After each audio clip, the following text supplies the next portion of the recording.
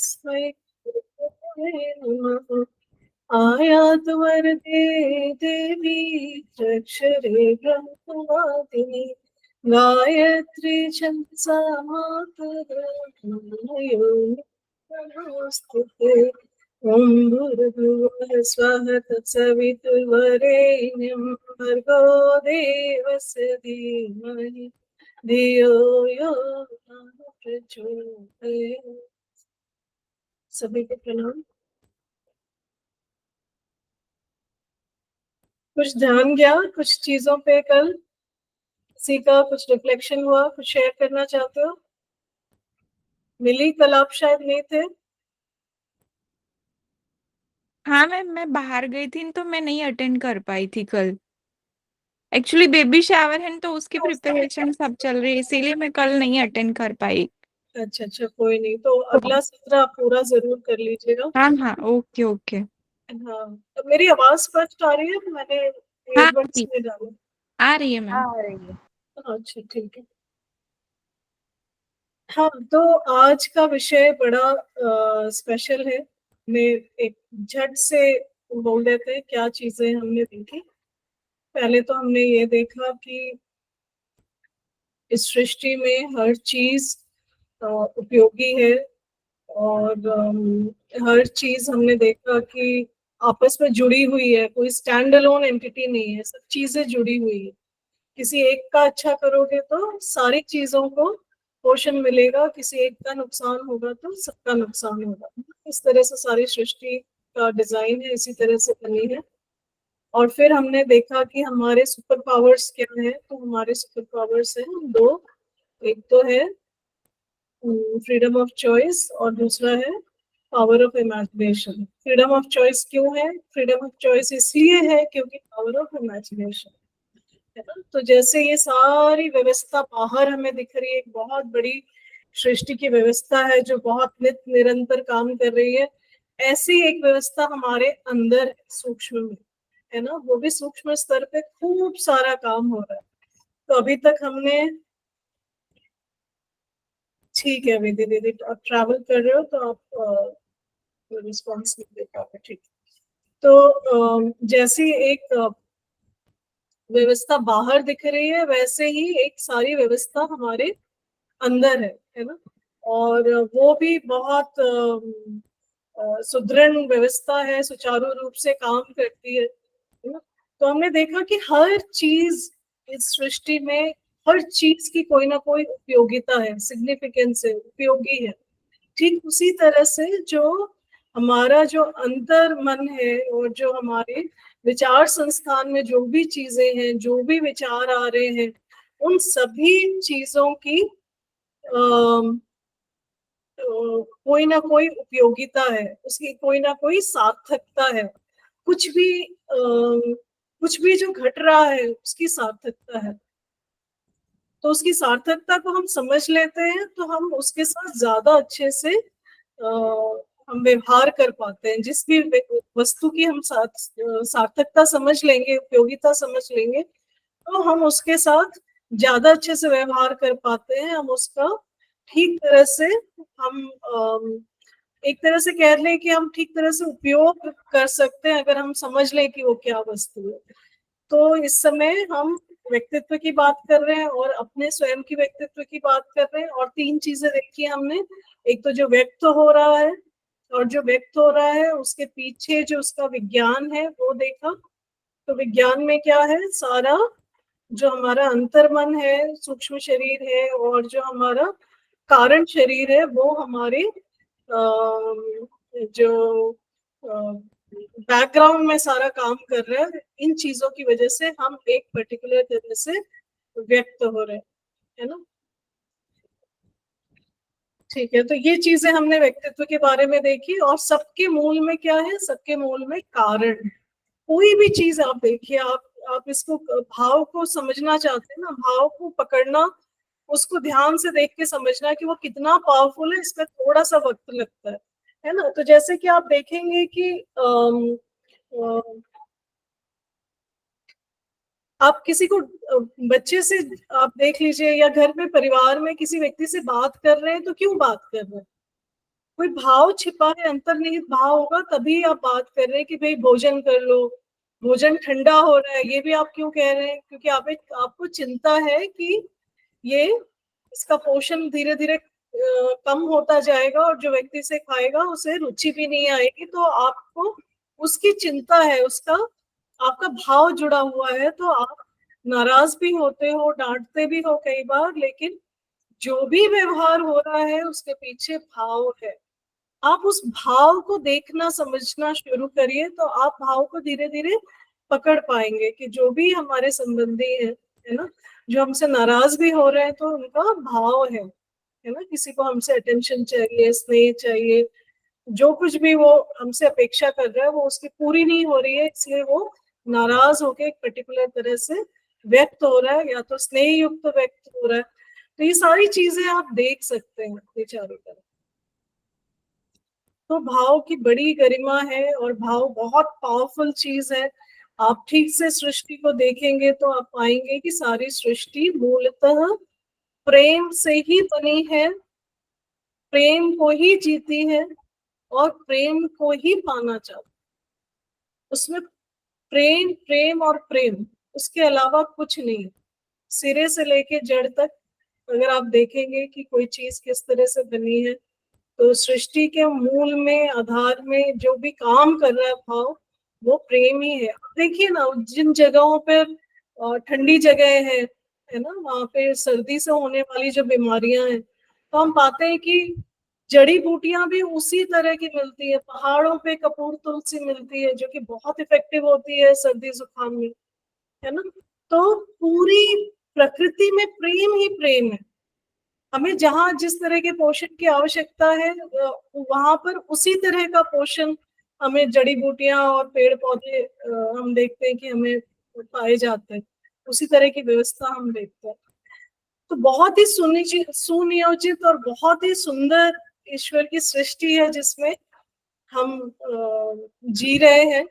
और हम इसका जितना भी धन्यवाद करें एक एक चीज के लिए, चाहे वो पानी हो या वायु हो, अग्नि हो, पृथ्वी हो, आकाश हो, हम कितना भी धन्यवाद करें धन्यवाद पूरा नहीं पड़ता। हमारे संबंधी हो, वो सभी लोग हों जिन्होंने बहुत सारी चीजों पे काम करा। अब देखिए, आपको जुकाम होता है, आपको जो दवाई खानी है, किसी ने बड़ा रिसर्च कर करके वो दवाई हमारे लिए तैयार कर दी है ना। बच्चे के लिए आपको क्या भोजन बनाना है, कुछ लोगों ने रिसर्च कर करके इस पे किताबें लिख दी हैं, आपके लिए बिल्कुल सहज रूप में उपलब्ध है ना। तो कितनी सारी चीजें हमारे लिए उपलब्ध है। हमें एक शहर से दूसरे शहर जाना है तो ट्रेन उपलब्ध है। ट्रेन हमारे जीवन में है, उसके लिए कितनी पीढ़ियों की मेहनत है और कितनी सारी मेहनत है।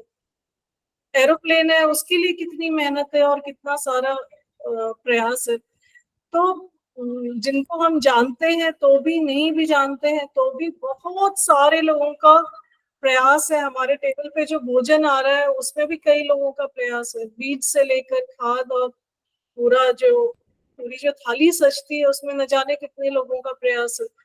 तो कृतज्ञता कृतज्ञता हर जगह है ना। फिर हमने देखा कि भाव और भी कितनी सारी चीजें हैं, स्नेह है ना। हम सब एक दूसरे से जुड़े हुए हैं और हम इस जुड़ाव को निरंतर महसूस भी करते हैं। फिर हमने ममता का भाव देखा कि हमें बच्चों को क्या करना है, हमें उनका पोषण संरक्षण तो करना ही है और साथ में उन्हें उसके इस योग्य बना देना है कि वो स्वयं अपना ध्यान रख सके, है ना। तो यहाँ तक हमारी डिपेंडेंस से जो इंडिपेंडेंस की जर्नी है उसमें हमारा बहुत बड़ा योगदान है। पर इंडिपेंडेंस पे हमारी यात्रा रुकती नहीं है। आप प्रकृति को देखेंगे तो प्रकृति में क्या है, इंटरडिपेंडेंस है, परस्परता में पूरकता है। हम पेड़ पौधों को ऑक्सीजन देते हैं तो कार्बन डाइऑक्साइड देते हैं, तो वो हमें ऑक्सीजन देते हैं, हम दोनों एक दूसरे के पूरक हैं। तो केवल हम इंडिपेंडेंट हो जाए कहानी वहां नहीं रुकती है, उसके आगे हमें इंटरडिपेंडेंट होना है। परिवार में एक रोल मैं प्ले करती हूँ तो दूसरा कोई पैसे कमाने का काम कर रहा है, तो कोई पोषण का काम कर रहा है, कोई सफाई का काम कर रहा है। सब अलग अलग रोल प्ले करके एक दूसरे के लिए पूरक हो रहे हैं, है ना। और सबसे बड़ी पूरकता मानव होने के नाते क्या है, हमारी भावनात्मक पूरकता, है ना। हमारी वो कौन सी चीज अपनी है जो हम बांट सकते हैं, दे सकते हैं, तो वो है भाव। तो भाव पे बहुत सारा काम होना है, हम सब ने तय किया कि हम करेंगे धीरे धीरे। और भाव कैसे पुष्ट होते हैं, जितनी प्रमाण में हमारा चित्त शुद्धि होगा, उतनी ही ज्यादा भाव स्पष्टता हमें भाव व्यक्त होते हुए दिखाई पड़ेंगे, है ना। तो ये सारा हमने भाव में देखा। अच्छा, एक चीज जब हमने बात करी थी अंतर्मन की, तो वो रह गई थी, वो हमने चित्त और मन बुद्धि की बात करी। दो चीजें मैं उसमें और जोड़ना चाहती हूँ। एक तो है अहंकार, और जो हम एक अंत में चर्चा करते हैं वो है समर्पण। तो समर्पण हम लास्ट में चर्चा करेंगे। केवल फ्रीडम ऑफ चॉइस के साथ समर्पण थोड़ा सा जोड़ के एक बार देख लेते हैं कि वो किस तरह से काम करता है, ताकि वो कॉन्सेप्ट थोड़ा और क्लियर हो जाए। अहंकार देखिए क्या है, अहंकार शब्द देखेंगे तो अहंकार, स्वयं को मैंने क्या बनाया हुआ, मैंने क्या माना हुआ है कि मैं क्या हूं, कि मैं डॉक्टर हूँ, इंजीनियर हूँ, गृहिणी हूँ, माँ हूँ, पिता हूँ, मैं क्या हूँ। ठीक है, ये मैंने स्वयं को क्या माना हुआ। तो ये जो मैंने स्वयं को जो माना हुआ है, उसी का नाम अहंकार है ना। अहंकार बहुत जरूरी चीज है हमारे। ये लोग कहते हैं कि बहुत बुरी है। अहंकार अपने आप में कोई बुरी चीज नहीं है। अहंकार को, स्वयं को गलत पहचानने में गड़बड़ी हो जाती है, पर अहंकार तो एक जरूरी चीज है, क्योंकि उसी से हम स्वयं को शेप अप करते हैं। हम जो स्वयं को समझते हैं, उसी के अनुसार हमारी सारी जो ढलाई गढ़ाई है, सारी उसी तरह से होती है कि मैंने स्वयं को क्या माना है ना। प्रणाम निशा दीदी। प्रणाम दीदी, प्रणाम। हाँ, तो हमने स्वयं को क्या माना है, तो उसी हिसाब से हमारी सारी गलाई ढलाई होती है ना। तो हमने आप देखेंगे, और ये बहुत देखने में आता ही है कि हम किसी एक रोल को ज्यादा पकड़ लेते हैं कि मैं डॉक्टर हूँ, मैं पुलिस ऑफिसर हूँ। वो बहुत ज्यादा हमारे ऊपर प्रभावी हो जाता है। तो हम जब एक रोल में बहुत ज्यादा फंस जाते हैं, तो फिर हम सफोकेट भी होने लग जाते हैं उसी रोल में, है ना। हम हर व्यक्ति से, अब जो पत्नी है वो पति से जब व्यवहार कर रही है, तो पति को पत्नी में केवल पत्नी ही देखना है, पुलिस ऑफिसर नहीं देखना, है ना। वो पुलिस ऑफिसर होके प्रस्तुत हो तो दिक्कत हो जाएगी, है ना। ऐसी पति अगर डॉक्टर है, पत्नी से व्यवहार कर रहे हैं, तो पत्नी उनमें पति ही देखना चाहती है, डॉक्टर नहीं देखना चाहती, है ना। तो ये क्लैरिटी हमें होना बहुत जरूरी है कि हम कौन कौन से रोल्स, कौन कौन से हम भूमिकाएं अदा कर रहे हैं, और इन भूमिकाओं में मिक्सिंग ना कर। ठीक है, जिस समय हम स्टूडेंट है तो स्टूडेंट है, जिस समय हम कुछ और साइंटिस्ट है तो साइंटिस्ट है, लेकिन जब घर आ गए तो हम फैमिली मेंबर है। हम बहुत इसका बहुत ध्यान रखना बहुत जरूरी है, क्योंकि बहुत सारा कॉन्फ्लिक्ट हमने देखा है कि इस यहाँ से आता है। मान लीजिए पति पत्नी के बीच में जेंडर आ गया, एक व्यक्ति कहने लग जाए कि मैं पुरुष हूँ तो आपको इस तरह से मेरे साथ व्यवहार करना है, पत्नी कहने लग जाए कि अरे मैं स्त्री हूँ तो इसलिए आपको मेरे साथ इस तरह से व्यवहार करना है, और हर समय वो स्त्री ही बनी रहे और वो पुरुष ही बने रहे, तो फिर बड़ी दिक्कत आ जाती है ना। तो हमें क्या करना है, हमें सच्चाई देखनी है कि इसकी, मेरे होने की सच्चाई क्या है। मेरे होने की सच्चाई बहुत सिंपल है, साधारण है। मैं एक शुद्ध बुद्ध आत्मा हूँ जो ईश्वर की संतान है ना। मेरे जीवन का लक्ष्य है सुख समृद्धि आनंद, और मैं उसी को जीने के लिए इस धरती पर आई, है ना। उसी जीने के लिए मैं संबंधों में संबंधों का निर्वाह करते हो, ताकि मैं सुख समृद्धि आनंद को पा सकूं। संबंध जीवन का लक्ष्य नहीं है, लेकिन संबंध के माध्यम से ये सारी चीजें पा लेना, ये जीवन का लक्ष्य है ना। तो ये सारी चीजें हम थोड़ा सा और बहुत सारी चीजें जल्दी जल्दी इसलिए बोल रही हूँ क्योंकि हमने जो पुरानी जो डिस्कशंस की हैं उसको सम अप करने की कोशिश कर रहे हैं, है ना। हमारे साथ एक मेरी मित्र है प्रमिला, ये बहुत सालों से हमने क्लियरेंस पे बहुत बात की थी कि हमें क्लियरेंस हम कैसे कर सकते हैं। इन्होंने बहुत अपने पे काम किया है और बहुत रिलीजियसली ये क्लियरेंस करती हैं। तो मैं उनको थोड़ा सा निवेदन करना चाहती हूँ कि वो आए और हमारे साथ अपनी ये थोड़ी सी यात्रा शेयर करें, ताकि हमारा भी विश्वास क्लियरेंस पे बन सके कि हम कैसे हमारी जो पुरानी यादें हैं, अच्छी या बुरी, उससे कैसे हम अ, उसको कैसे थोड़ा सा नियोजित कर सकते हैं, है ना। प्रमिला, सुन रहे हो मुझे? हाँ हाँ ठीक। मेरी हिंदी इतनी अच्छी नहीं है अरुणा जैसी, but I hope it's okay. So मैं बहुत 20-25 सालों से जो जो मेरी लाइफ में लोग आए, from the memories I remember, means childhood से जो जो मेरे को आंटी अंकल फ्रेंड्स जो भी याद आता है, मैं उनको आई love you, I am sorry, please forgive me, and मेरे से कोई भूल हो तो मुझे माफ करना, और मेरे को अपनी जिंदगी में आगे बढ़ना है, तो thank you for crossing my life and God bless you. तो ये हमेशा मैं लिखती रहती हूँ। मैंने मतलब 30 से ज़्यादा डायरीज लिख चुकी हूँ। जो भी सिचुएशन भी ऐसे होती है तो उसको भी ऐसे करती हूँ, लोग जो मेरे लाइफ में आते हैं उनको भी करती हूँ।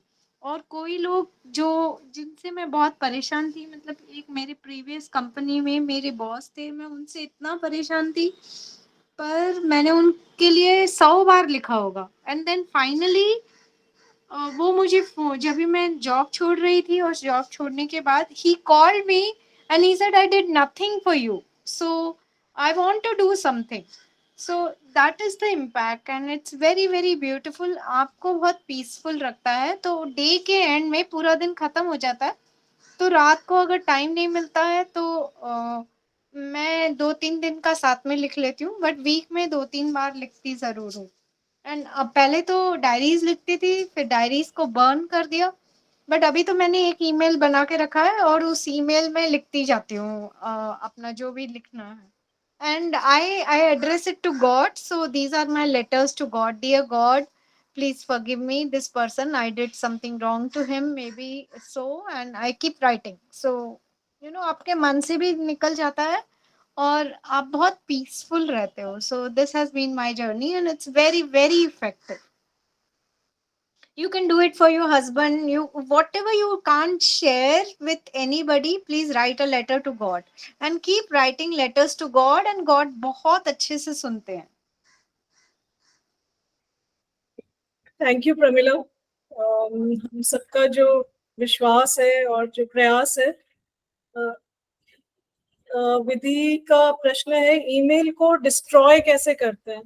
नहीं, वो ईमेल आप अपनी कोई ईमेल लिखो ना, एक ही ईमेल अलग से बना दीजिए, किसी और को एक्सेस ही नहीं होगा ना, आपके पास ही पासवर्ड होगा।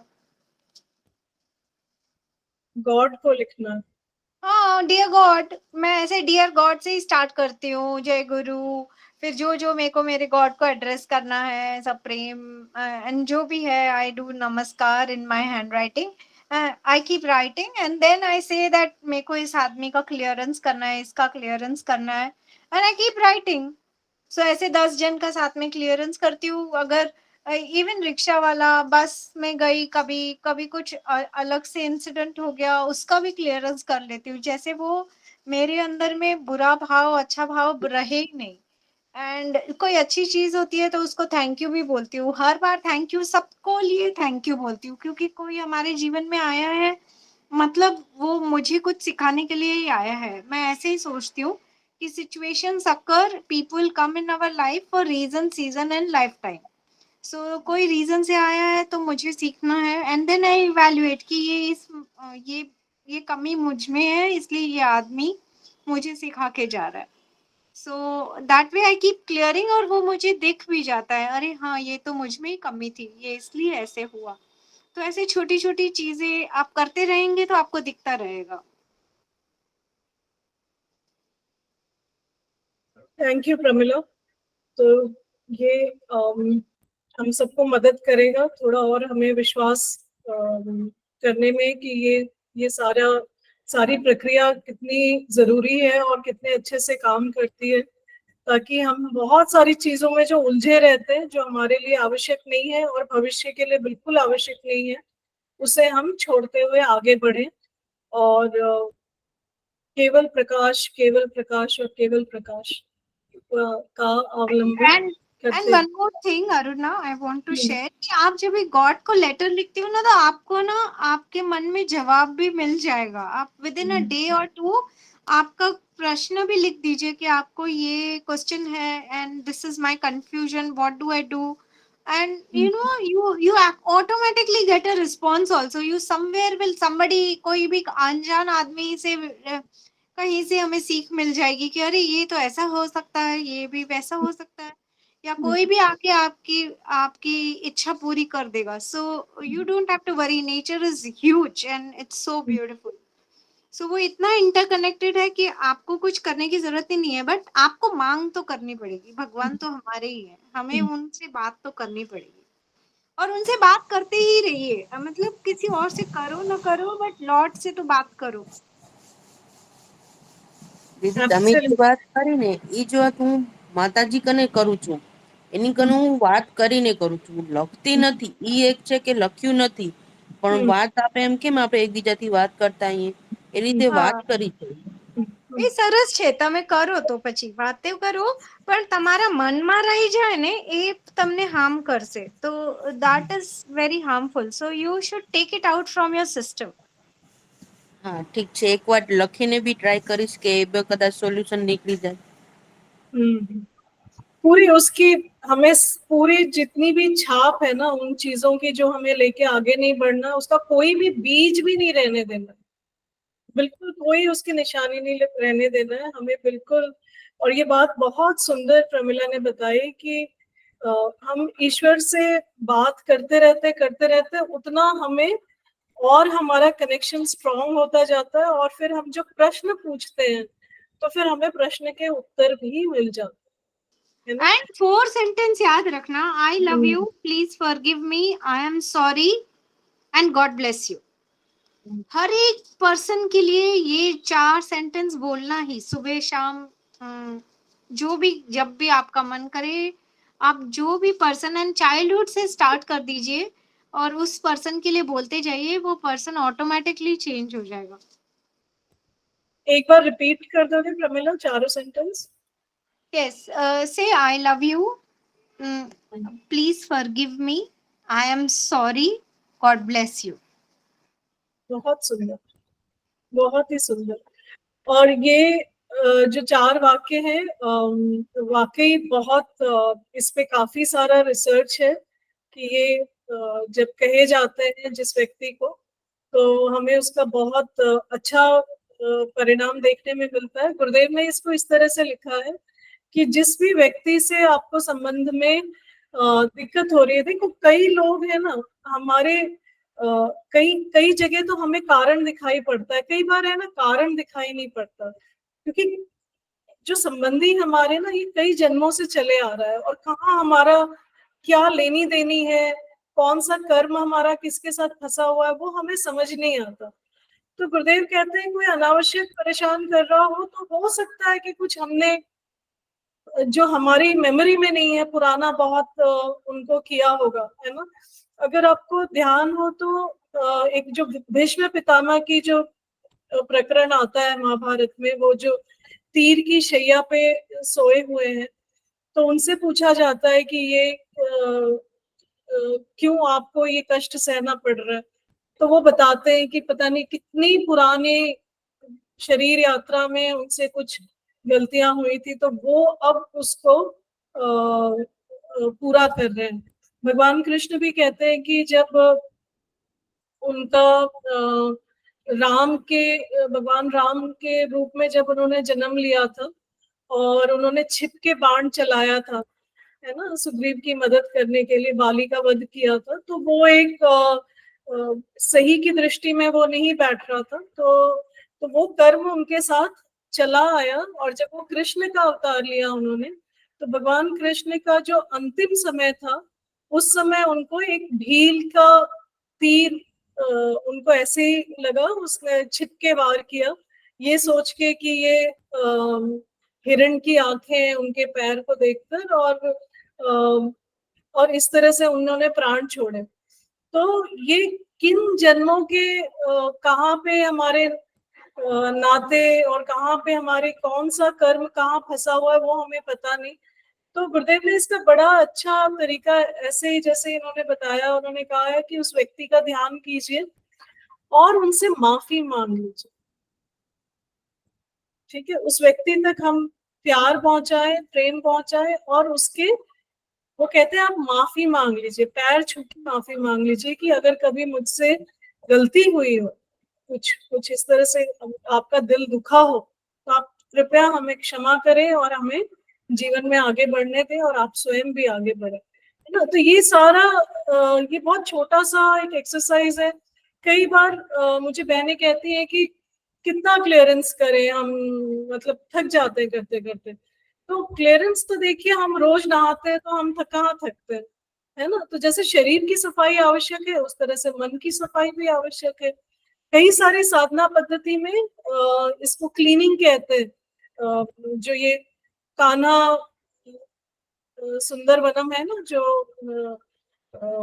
हैदराबाद में है, वहां पे धाजी जो है, जिनको अभी कुछ समय पहले पद्मश्री मिला है, तो वो उनकी जो साधना पद्धति है उसमें तो रोज के रोज क्लीनिंग वो कराते हैं। एक समय उन्होंने निर्धारित कर लिया है सुबह का और शाम का, तो वो साधना को क्लीनिंग ही कहते हैं। तो ये बहुत जरूरी है, चित्त शुद्धि जरूरी है।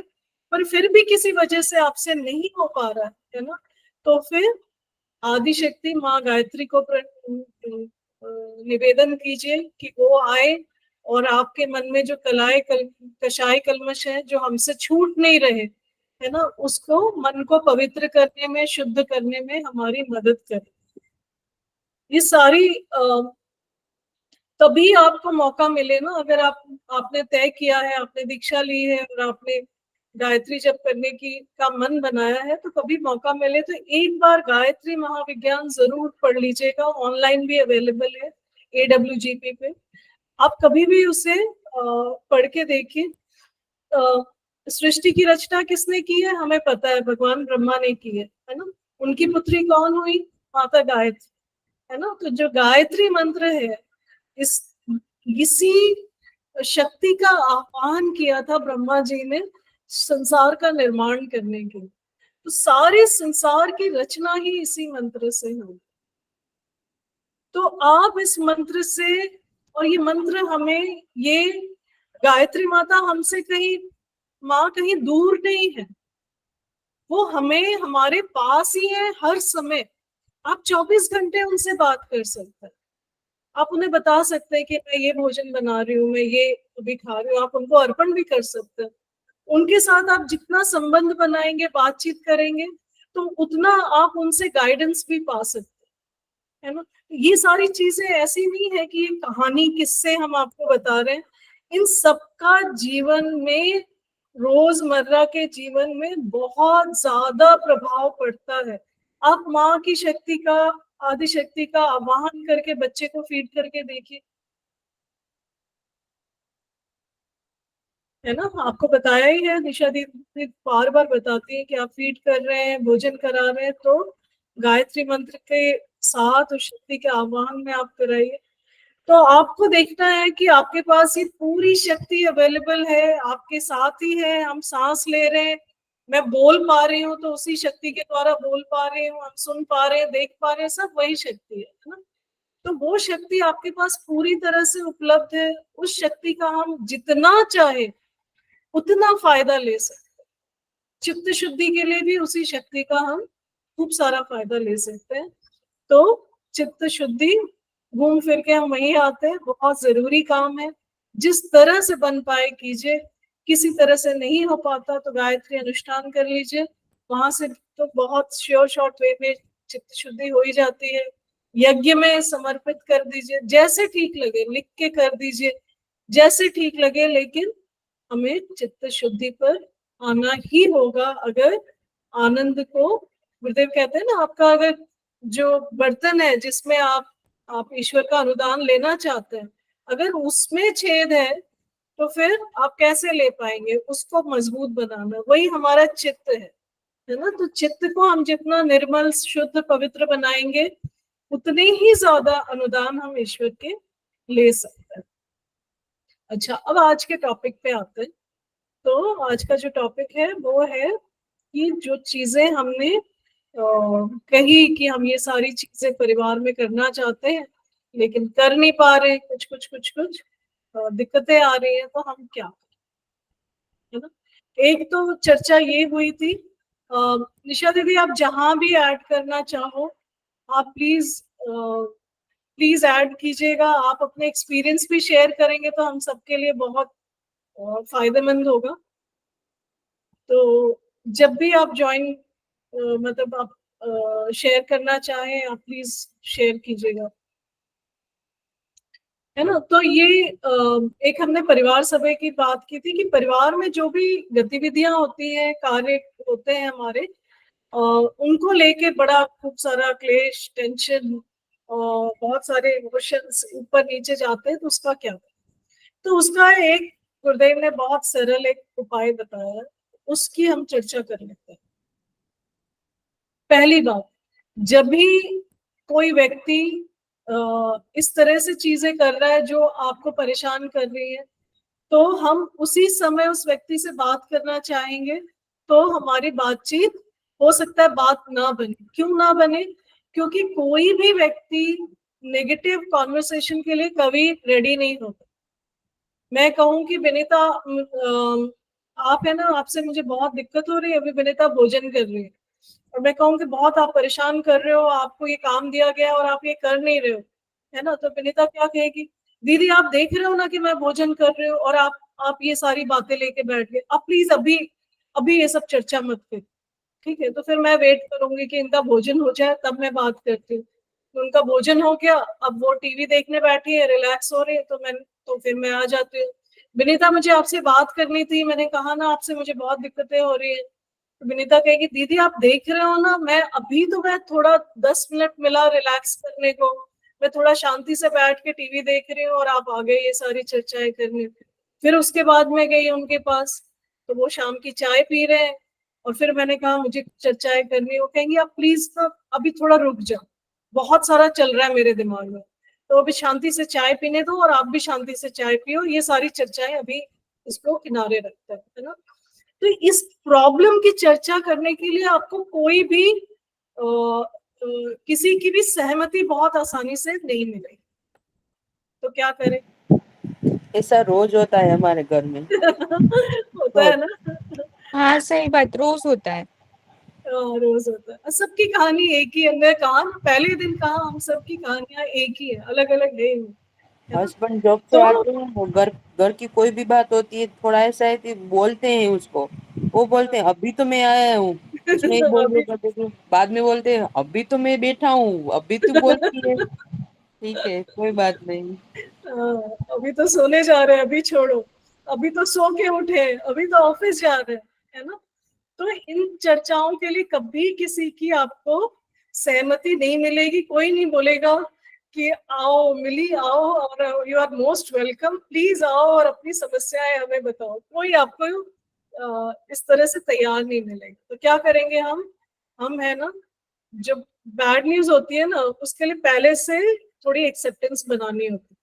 तो हम क्या कह देंगे कि हम बुधवार गुरुवार के दिन बोल देंगे कि रविवार के दिन हमें सुबह एक 10 मिनट आपसे कुछ प्रॉब्लम्स है, कुछ डिफिकल्टीज है, उसको लेके बात करनी है, एक 10 ही मिनट का समय लूंगी, संडे की सुबह हम वो चर्चा रखेंगे।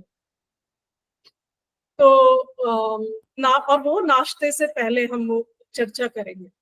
तो आपने क्या किया, अगले को मन बनाने के लिए समय दे दिया कि ठीक है आपको कुछ, ठीक है चलो आप आ जाओ, 4 दिन का समय है ना, चलो ये जो बुरी चर्चा है, नेगेटिव चर्चा है, डिफिकल्टीज है, इनकी चर्चा होनी है, इसके लिए 4 दिन तो है ना, ठीक है आप 4 दिन के बाद कर ले, ठीक है। तो हर व्यक्ति को आप कह दीजिए परिवार में कि हम सुबह बैठेंगे और कुछ बातें उसकी चर्चा करेंगे, तो सब थोड़ा थोड़ा मन रेडी होने लगता है, आदमी तैयारी कर लेगा, पहले से उसको पता है कि ये सब चर्चाएं होने वाली है।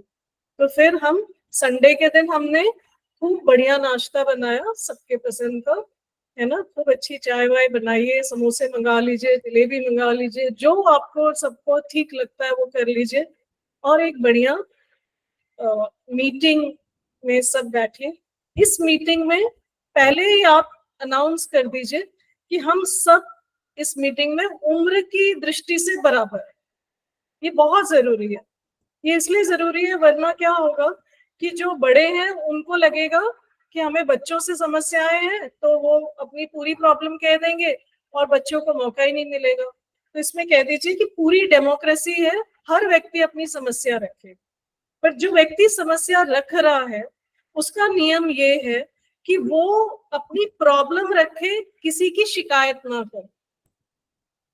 जैसे मेरी प्रॉब्लम ये है कि गंदे कपड़े जो सबके हैं वो समय से गंदे कपड़े की बास्केट तक नहीं पहुंच रहे। मेरी दिक्कत ये है, मेरी दिक्कत ये नहीं है कि मिली बदमाशी कर रही है या खुशबू बदमाशी कर रही है या अमी बदमाशी कर रही है, तो मैं व्यक्ति की शिकायत नहीं कर रही हूँ, मैं समस्या जो है उसको वैसे का वैसे ही रख रही हूँ।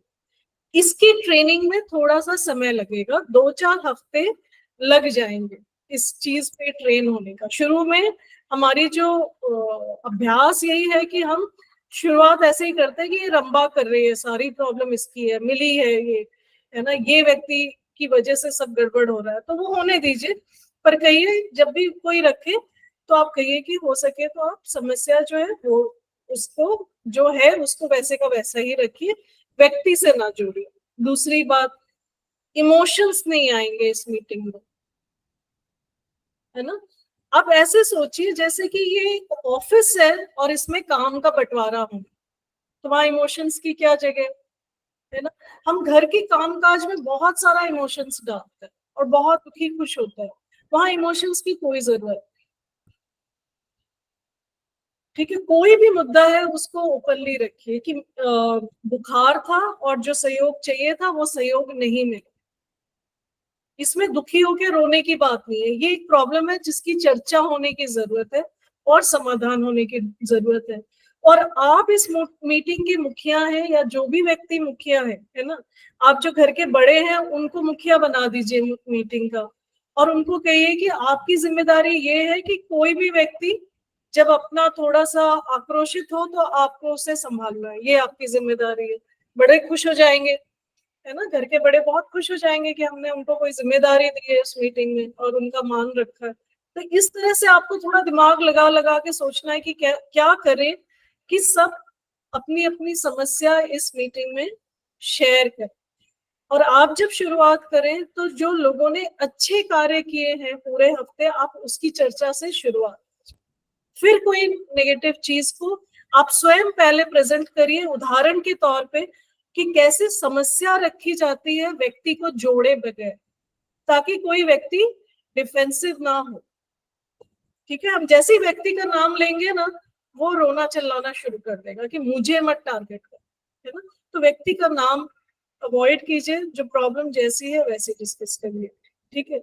आपको एक बात पता होनी बहुत जरूरी है और आपका उसमें विश्वास होना बहुत जरूरी है, वो ये है कि समाधान पहले है, समस्या बाद में।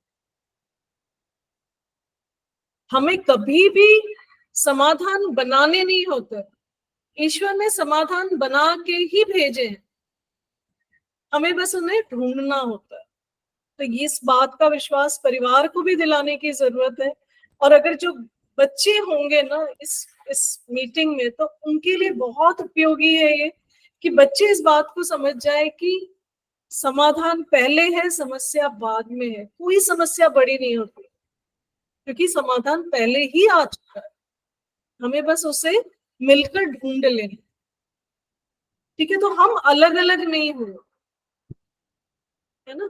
आप देखिए जब एक व्यक्ति घर में ये बोले कि मैं सबको आज मूवी दिखाने ले जाने वाला, तो हम सब जुड़ जाते हैं उसके साथ कि हाँ भाई चलो, हम भी तुम्हारे साथ हैं, हम भी तुम्हारे साथ हैं, हम भी तुम्हारे साथ है ना। तो जब परिवार है, एक व्यक्ति कुछ अच्छा कर रहा है और हम उसके साथ खड़े हुए, तो जब उससे गलतियां भी होंगी तो हम परिवार है तो साथ खड़े हो। उस समय अलग नहीं हो सकते, हम उस समय उसी समय अलग हो जाते। ये गलती हम बच्चों के साथ भी करते हैं। बच्चा जैसे ही गलती करेगा, थोड़ी देर के लिए हम भूल ही जाते हैं कि ये हमारा ही बच्चा है ना, इसने ऐसा किया, इसने ऐसा किया, इसने ऐसा किया, है ना। वहां पहुंचने की जगह ये मेरा परिवार है, मेरे परिवार के सदस्य से गलती हुई, तो हम उस व्यक्ति के साथ पूरी तरह से खड़े हैं, उसके साथ मिलकर हमें प्रॉब्लम से जूझना। ठीक है, इस बात को समझ पा रहे हैं? We hate the crime but not the criminal. हमें जो गलती हुई है उसको सुधार करना है, व्यक्ति के साथ झगड़ा नहीं करना। लेकिन पहली मीटिंग में थोड़ा आक्रोश आएगा। इस मीटिंग में भागीदारी करने की जो दक्षता है या जो हमारी जो स्किल्स है, उसको पाने में थोड़ा समय लगता है। 2-4 हफ्ते का समय लगेगा इसको सेट करने में, पर आपको इसके बहुत बेनिफिट मिलेगा। और हो सके तो आप अपने हस्बैंड को कॉन्फिडेंस में लीजिए कि अगर आपकी जॉइंट फैमिली है तो आप उनको कहिए कि चलो मिलके हम इस तरह की एक सभा रखते हैं, ताकि हम उसमें बातचीत करके चीजों का निपटारा कर सके, और उनको विश्वास दिलाइए कि इसमें झगड़े के लिए नहीं हो रहा है। मुद्दा झगड़ा नहीं है, मुद्दा समाधान है ना। और हर परिवार में ये चर्चा होनी बहुत जरूरी है, वैसे भी इस सभा में और अदरवाइज भी, कि हम कितना भी नाराज हो जाए एक दूसरे से, बात करना नहीं छोड़े। हम एक दूसरे से नाराज हो सकते हैं, लड़ सकते हैं, लेकिन बातचीत नहीं छोड़ेंगे। ये चर्चाएं आप पहले ही कर लीजिए। बात पहुंच रही है, हम लोग कभी इस पे चर्चा नहीं करते ना। हम सब अच्छी जो चीजें होती है, वेकेशन पे जाना है उसकी प्लानिंग साथ में बैठ के कर लेंगे, अच्छी चीजों की हम खूब सारी चर्चा कर लेते हैं। लेकिन कुछ समस्याएं हैं तो हम घबराते हैं कि किसी को बुरा लग जाएगा, है ना, किसी का मन दुखेगा, तो हम उसको छिपा देते हैं। पर समस्या छिपती तो है नहीं, वो हमें परेशान करती रहती है, करती रहती है। फिर हमको गुस्सा आएगा तो हमारा गुस्सा किसी ना किसी रूप से कहीं ना कहीं तो निकलेगा, है ना। हम दुखी होंगे तो दुखी व्यक्ति क्या करता है, सबको दुखी करता है। सुखी व्यक्ति क्या करेगा, सबको सुखी करेगा। दुखी व्यक्ति और सुखी व्यक्ति की पहचान ही यही, एक ही प्रमाण है। क्या प्रमाण है? दुखी व्यक्ति सबको घूम घूम के दुखी करेगा। 5 मिनट आप उनसे बात कर लीजिए, वो आपको ही पूरा एकदम आपके आंसू निकलवा देगा, इतना दुखी करेगा। ठीक है। और सुखी व्यक्ति क्या करेगा, खुद तो खुश रहेगा, दूसरों को भी खुश रखेगा, है ना। तो बात थोड़ी आइडियलिस्टिक लग रही है, लेकिन ये करने योग्य है, ये किया जा सकता है। ये किया, हमने करके देखा है और इसके बहुत फायदे उठाए, आप भी करके देखिए। ठीक है। गुरुदेव ने परिवार सभा पे बहुत जोर डाला है और खूब लोगों को इससे फायदा हुआ है ना।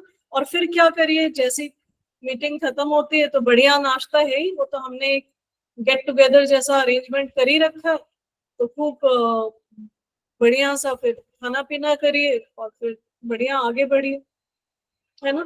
पर पूरे हफ्ते चर्चा नहीं होगी प्रॉब्लम की, तो आपने क्या किया, समस्याओं को, पूरे परिवार की समस्या को 1 घंटे में समेट दिया। समझ रहे हो आप?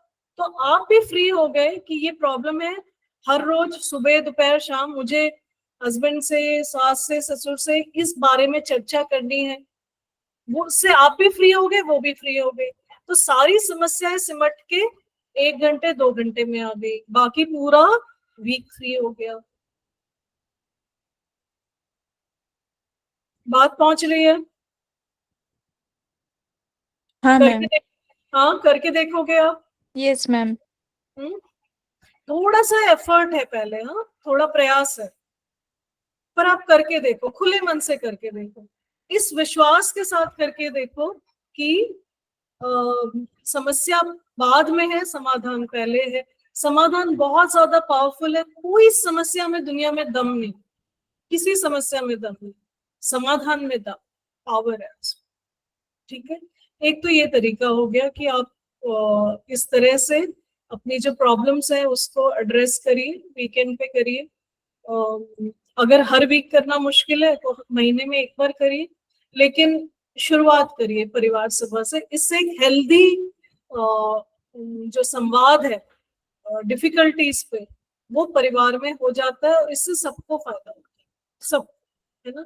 छोटे से छोटे व्यक्ति को भी ये अपॉर्चुनिटी मिलनी चाहिए कि बच्चा बताए कि भाई रोज मुझे टिफिन में एक ही चीजें मिल रही है और मैं इससे बिल्कुल खुश नहीं हूँ, है ना। इतनी आजादी उसको भी होनी चाहिए कि वो इन चीजों को परिवार सभा में रख सके।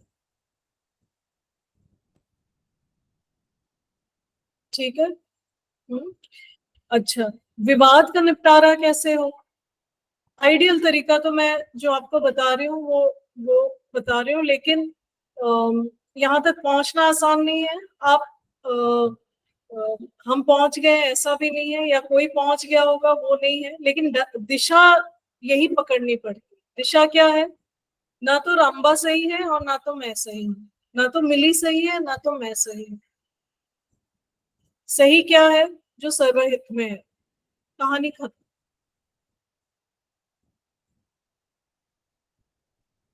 ठीक है। कोई भी दुनिया का डिबेट है ना, वो यहीं आके खत्म होता है। ना तो आप सही हो ना तो मैं सही। सही क्या है? सही तो जो सही है वही सही है, बस। ना तो आप इम्पोर्टेंट है ना तो मैं इम्पोर्टेंट हूँ, उतनी जितनी की वो सही करना इम्पोर्टेंट है। ठीक है। मुझसे, आपसे, हम सबसे मिलकर, है ना, जो सही है वो ज्यादा है। तो ना तो आपका रास्ता ना तो मेरा रास्ता, कौन सा रास्ता? वही जो कि सही है ना। और हमको दोनों को मिलके जाना कहाँ है? हम दोनों को मिलके भी वहीं जाना। तो उसकी चर्चा है। मुझे क्या ठीक लगता है, मुझे ये ठीक लगता है, उसमें कोई दम नहीं है। आपको क्या ठीक लगता है उससे क्या फर्क पड़ता है, बताइए। उसमें कितनी सत्यता है, कितना दम है? नहीं, मेरे को तो यही लगता है ठीक, मैं तो ऐसा ही मानती हूँ। आप कुछ भी मानिए, उसमें कोई दम नहीं है। दम केवल सत्य में है, उस चीज में है जो सबके हित में है। आप कुछ भी मानते रहिए, उसमें क्या दम है? उसकी क्या कीमत है? उसकी कोई कीमत नहीं। मैं उल्टा पुल्टा कुछ भी मानती रहूं, है ना, मैं तो हमेशा से ये कहती हूँ, आप कुछ भी कहते रहिए, उसकी कोई वैल्यू नहीं है। मैं अभी अरुणा क्या सोचती है वो आपके सामने रख दो, उसकी क्या कीमत है? कीमत, आप जो बात यहाँ रखी जा रही है आप उसको वैल्यू कर रहे हैं क्योंकि ये सत्य आधारित कथन है। मुझे अच्छे लगे वो बात नहीं रख रही हूं मैं आपके सामने। ये प्रमाणित चीजें हैं कि ये ही सर्वहित में इस तरह से चीजें काम करती है, वही रखी जा रही है। और आप उसको इमीडिएटली स्वीकार करते हैं क्योंकि आप उसको देख सकते हैं कि भाई यही चीजें काम आने वाली हैं जीवन में। इसलिए नहीं कि मैं कह रही, मेरे कहने का कोई कीमत नहीं है उसकी, है ना, उसकी कोई प्रामाणिकता नहीं है, उसकी कोई स्टैंडिंग नहीं है ना। जो सही है उसको पहचान क्या है? वो सर्वहित में है। वो सही अगर बड़ौदा में है तो वो सही यूएस में भी है। ठीक है, हर जगह सही है, हर समय में सही है, सार्वभौमिक है, ठीक है, शाश्वत है। वही पावरफुल है। मैं और आप पावरफुल नहीं है, हम तो आते जाते रहेंगे। हमने क्या सोच लिया, मैं तो हमेशा से यही मानती हूँ, आप कुछ भी मानते रहे, उसको लेके आप कितना ही लड़ते रहिए, उसमें कोई दम नहीं। या कोई और व्यक्ति कुछ माने बैठा है और वो लेके लड़ रहा है हमारे साथ, उसमें कोई दम नहीं है, मत उलझिए उसके साथ। ठीक है। चर्चा का विषय केवल इतना है कि हाईवे यहाँ है, मैं इधर से हाईवे कैसे पकड़ूं और आप हाईवे कैसे पकड़ो, बस इतना ही है चर्चा का विषय। बातचीत का कंटेंट यही हो सकता है ना। और जो हमारी ये सारी स्टैंडिंग है कि भाई मेरी सोच में ये सही है, मेरे विचार में ये सही है, मेरे परिवार में तो यही चलता आया है, मेरी मम्मी तो ऐसा ही कहती थी, मेरे पापा तो ऐसे ही कहते थे, इनमें कोई दम नहीं। ये सुनने में आपको कितना ही कड़वा क्यों ना लगे, इसमें कोई दम नहीं। ठीक है। तो ये पोजीशन हम नहीं लेंगे क्योंकि इसमें खाली ऊर्जा खर्च होगी। हासिल कुछ नहीं है। पोजीशन कौन सी लेनी है हमने, कि हम वो क्या करें चीजें कि हम सही राह पे पकड़ सके। आप वो चीजें क्या करो कि सही राह पर आ सके, उस पर चर्चा करते हैं, उस पर बातचीत करते हैं। सहमत है सब? हाँ। हम्म। हम्म। जब ये बात समझ में आती है ना कि मैं, आप, विनीता, रंबा, विधि, खुशबू, मिली, प्रमिला, अमी, हम सब एक इम्पोर्टेंट नहीं है, हम सब मिलके इम्पोर्टेंट है। हम सब, जब जहां सर्वहित की बात होती है ना, वही वही इम्पोर्टेंट।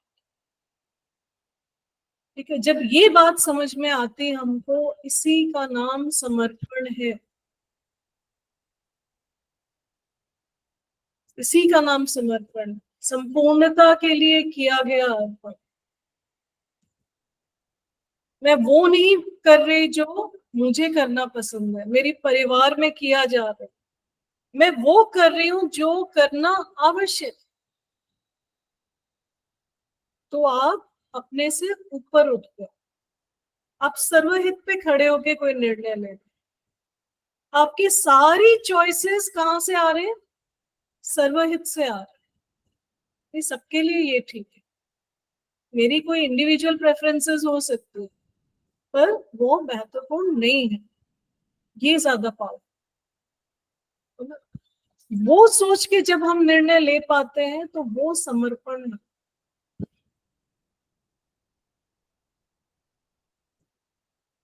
और जैसे ही आप समर्पित हो जाते हैं, ईश्वर आपको हाथों हाथ ले लेते हैं, हाथों हाथ। अभी तो हम अपनी मर्जी से कर रहे हैं ना, हम बहुत सारा मनमानी चीजें करते हैं, तो फिर ईश्वर को हमें क्या इंटरेस्ट होगा? जब हम उसकी बनाई हुई सृष्टि के विपरीत कार्य कर रहे होंगे तो उसको हमें क्या दिलचस्पी होगी? कोई दिलचस्पी नहीं। उससे जुड़ना है तो उसकी बनाई हुई सृष्टि के अनुसार ही काम करना होगा। और एक उपनिषद है, उसका नाम है ईशावास्य उपनिषद। और कभी मौका लगे तो थोड़ा आप उसको पढ़ के देखिए। उपनिषद तो बहुत सारे हैं, लेकिन ये बहुत ही प्रमाणित उपनिषद है।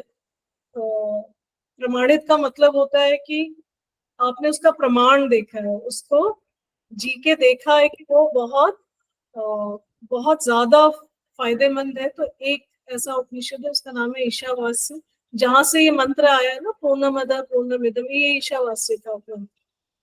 तो इसमें एक मंत्र है जो ये कहता है, जिसमें भगवान कहते हैं, भगवान का जो उपनिषद में ज्यादातर आप देखेंगे ना, तो उनका शास्त्रों में उनको परमात्मा या ब्रह्मा या परब्रह्म इन नामों से बुलाया जाता है। यहाँ पे वो स्वयं को ईश्वर कह रहे हैं। ईश्वर यानी जिसका शासन चलता है। ठीक है, तो वो क्यों कह रहे हैं कि ये मेरा, ईश्वर के नाम से क्यों बुलाया है यहाँ पे, कि ये सारी सृष्टि में ईश्वर कह रहे हैं कि मेरा शासन चले। आपको यहाँ जितना, जिस भी तरह से व्यवहार करना है आप करें, किसी भी वस्तु के साथ, है ना, पर उसको अपना समझ के व्यवहार नहीं कर सकते। वो वस्तु मेरी है, मैं हूं, ना केवल मेरी है पर वो मैं हूं। ये मत भूलो आप व्यवहार करते से। तो अगर मिली को पता चल जाए कि अगर वो विनीता के साथ व्यवहार कर रही है, तो स्वयं ईश्वर विनीता के रूप में सामने खड़े, तो मिली का क्या व्यवहार होगा विनीता के लिए? वो कभी उसको नुकसान नहीं पहुंचा सकते, है ना। तो भगवान बहुत सख्ती से यहाँ पे कह रहे हैं कि मेरी सृष्टि है, मेरा शासन चलता है, हर रूप में, हर कण में मैं हूं। किसी भी चीज को अपना मत कहना, ये मेरा है, बेटा मेरा है, तो मैं कितना ही उसको मार पीट लूं सब चलता है, ऐसा नहीं है। ये मेरी वस्तु है तो मैं उसके साथ कुछ भी कर लूं चलता है ना। मैंने पेट्रोल खरीद लिया, 100 रुपया लीटर दे के पेट्रोल खरीद लिया, अब मैं उसको कुछ भी वेस्ट करता रहो, क्या फर्क पड़ता है ना। 10 साल लग गए प्रकृति को 1 लीटर पेट्रोल बनाने के लिए, आप 100 रुपए में खरीद लाए। प्रकृति ने आपको दिया है ताकि आप उसका कुछ सदुपयोग कर सके, है ना। तो ये थोड़ा सा हमें ध्यान देना पड़ेगा। तो ये हमें कॉन्फ्लिक्ट रेजोल्यूशन में मदद करती है ना। जहां भी कॉन्फ्लिक्ट आए उस समय गहरी सांस ले लीजिए, उस समय चर्चा नहीं करनी। जिस समय कॉन्फ्लिक्ट हो, जिस व्यक्ति के साथ हो, बस चुप हो जाइए, शांत हो जाइए, उससे स्वयं को संभाल लीजिए। ठीक है। चर्चा कब करनी है? बच्चे के साथ भी करना है हमको यही, जब हमें उसके साथ कोई कॉन्फ्लिक्ट हो, कोई वाद विवाद हो, उस समय चर्चा नहीं करनी। थोड़ा समय बीतने दीजिए, 3-4 दिन के बाद चर्चा। उस समय भी नहीं बताना है कि हम अभी बोल लो जितना बोलना है, हम 4 दिन के बाद चर्चा करेंगे, ऐसा भी नहीं। उस समय बस शांत रह जाए, है ना। अगला व्यक्ति भी आक्रोशित है, आक्रोशित व्यक्ति कुछ सुन नहीं रहा है ना। क्रोध मतलब क्या होता है? क्रोध क्या होता है? हेल्पलेसनेस की स्थिति है, जब व्यक्ति को कुछ समझ नहीं आ रहा है कि मैं क्या करूं इसमें, इस सिचुएशन में। तो वो चीख रहा है, चिल्ला रहा है, उसको कुछ समझ नहीं आ रहा है कि मैं क्या करूं। उसमें हम कुछ बोलने जाएंगे तो और वो उल्टा पड़ेगा। तो शांत हो जाए, उसको अपना कर लेने दीजिए। ठीक है। हमारे कोई उससे कोई हमारा ईगो हर्ट नहीं होता। हम 4 दिन के बाद फिर थोड़ा जब मामला शांत हो, फिर आप कहिए मुझे आपसे चर्चा करनी, और वो भी 3-4 दिन के बाद रखिए, और फिर बैठ के आराम से उस पर बात। ये बात पहुंच रही है कि आक्रोशित व्यक्ति के साथ हमें चर्चा कभी भी नहीं करनी, कोई बात नहीं करनी। वो समझने की स्थिति में होता तो आक्रोशित क्यों होता? वो आक्रोशित है मतलब उसकी स्थिति कॉम्प्रोमाइज्ड है, वो परेशान है। ठीक है। तो हमें क्या करना है? हमारा संबंधी परेशान है तो हमें उसके साथ खड़े होना। वो जो बदमाशी कर रहा है, उस समय तोड़ फोड़ कर रहा है, उसमें सहयोग नहीं करना, है ना। पर हमें ध्यान देना है कि वो अपना नुकसान ना कर ले, बस इतना ही देखना है। उसके साथ खड़े होने का मतलब यही है कि उससे जो भी गलतियां हो रही है उसमें साथ नहीं देना, लेकिन आक्रोशित व्यक्ति के साथ चर्चा नहीं कर। ठीक है। भाव का अभाव ही है ये सारा जो है ना, ये अभाव है। तो व्यक्ति अभाव की स्थिति में है, उससे उस समय चर्चा करके कुछ हासिल नहीं हो। ठीक है। तो थोड़ा सा बचेंगे, आक्रोशित व्यक्ति के साथ चर्चा करने नहीं जाएंगे, है ना। मुझे बहुत सारे पेरेंट्स कहते हैं कि हम बच्चे के सामने नहीं लड़ते हैं। तो मुझे ये नहीं समझ आता कि आप 5 किलोमीटर दूर जाके क्यों लड़ते हो? आप लड़ते ही क्यों हो? चर्चा कर लो ना, बैठ के बातचीत कर लो। बच्चे के सामने भी कर सकते हो, है ना। हम जब लड़ रहे होते हैं तो हम अपनी भड़ास निकाल रहे होते हैं, बस उसमें कुछ सकारात्मकता होती नहीं। तो अगर सामने वाला परेशान है तो हम शांत रह जाएंगे, और सामने वाले को भी हमारे साथ वही करना है कि हम कभी आक्रोशित हो जाए, कभी अपने आपे से बाहर हो जाए, तो वो उस समय हमें संभाले, है ना। उस समय वो झगड़े का समय ही नहीं है। सहमत?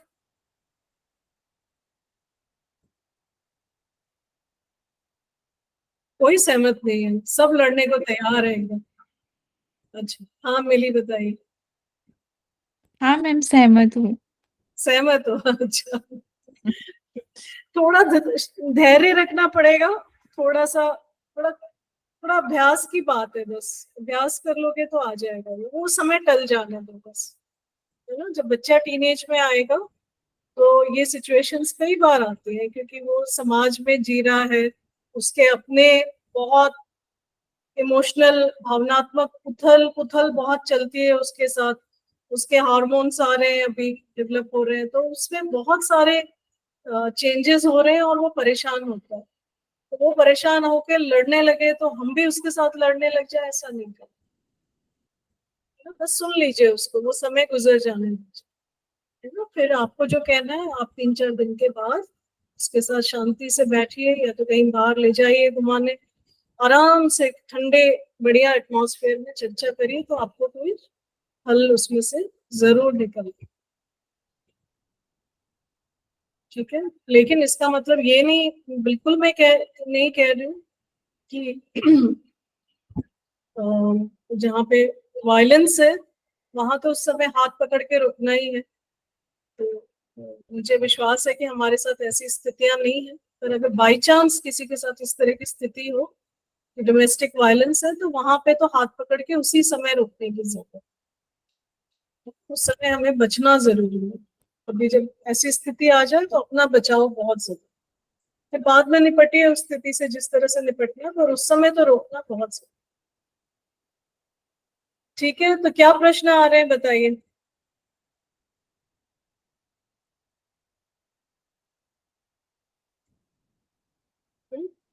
तो मुख्य बात जो है, जो कंक्लूडिंग बात है, वो यही है कि हम जो कुछ भी करते हैं ना, वो समर्पण भाव से करेंगे हम, तो हमें जीवन में खूब अच्छी गति मिलेगी, है ना। आप क्या सोचते हैं, आप क्या समझते हैं, उससे गुरु क्या कह रहा है, ईश्वर क्या कह रहा है, शास्त्र क्या कह रहे हैं, उसको हम ऊपर रखते हैं अगर, और उसके अनुसार चलते हैं, अपने मन को उसमें समर्पित करके, तो हमें रिजल्ट बहुत अच्छे मिलते।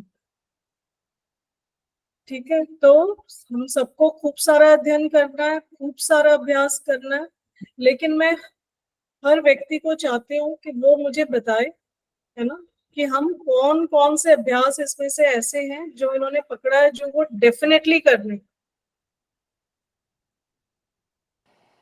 दीदी पहला तो आज का ही करूंगी, कभी भी गुस्सा है तो बोलना ही नहीं है, जो भी है चुप रह के सह लेना है, पहला आज का ही करूंगी। हाँ, ठीक है, बाद में आक्रोशित स्थिति में। हाँ, बढ़िया। बाद कल का जो आपने बोला था कि वो जो आप चिंतन कर रहे हो कि एक बार कर कर दिया है तो वो दूसरी बार करना है, ऐसा नहीं कि कोई बोलता है तो आप सोचते हो कि वो कौन क्या बोलेगा, कौन क्या कहेगा।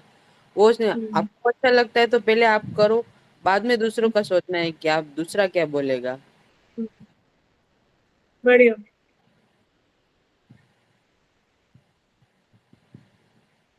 ये दोनों चीज तो पहले करूंगी मैं, मेरे में वो दोनों पहले आती है।